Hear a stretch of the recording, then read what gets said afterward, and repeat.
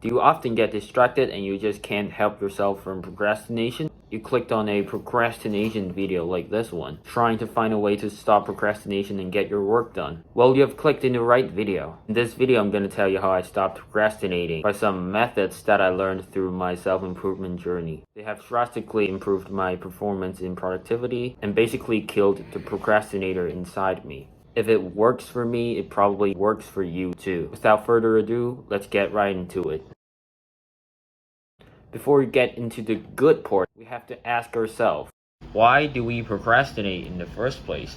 A lot of times you procrastinate because the task you want to do is often too hard or too boring. But is it really too hard or too boring? It's your brain that's telling you the task is too hard or too boring.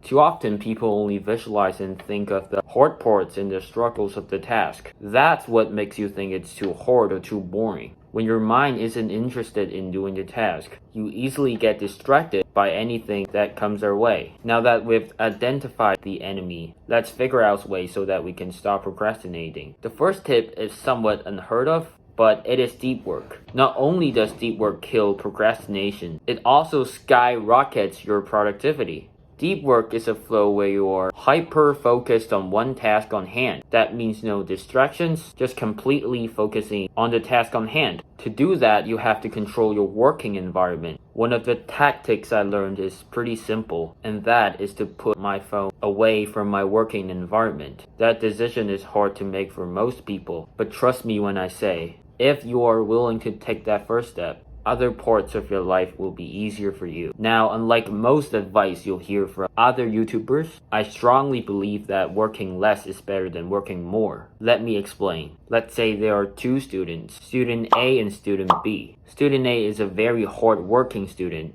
and he studies 10 hours a day for the upcoming exam. Student B deep studies 1 hour every day for the exam. Who do you think is gonna get better results? Most people will say student A because he studied 10 times more. But is it really true? I don't think so. I think they will get pretty similar results. Why? Because student B produces 10 times better quality of work with 10 times less quantity, whereas student A produces 10 times worse quality of work with 10 times more quantity. If you do the math, the final product that they produce is almost the same. And that's the beauty of deep work. You produce better quality of work with less quantity. Most people can only do 1 hour of deep work every day. Experts can do 4 hours maximum. Don't you ever think you can do 4 hours of deep work. You're not that guy. You're not that guy, pal. Trust me. You're not that guy. Please also note that once you're distracted from the deep work flow, you're no longer in the flow. So please don't take my advice as nonsense if you really want to stop procrastinating. We've covered how deep work works. Now I'm going to talk about how to enter a deep work flow, and that is the 5-minute rule. If you have been watching a ton of procrastination video, you've probably heard of it. It's basically tricking your brain into thinking that you're gonna work for only 5 minutes, but then you're actually gonna work for longer.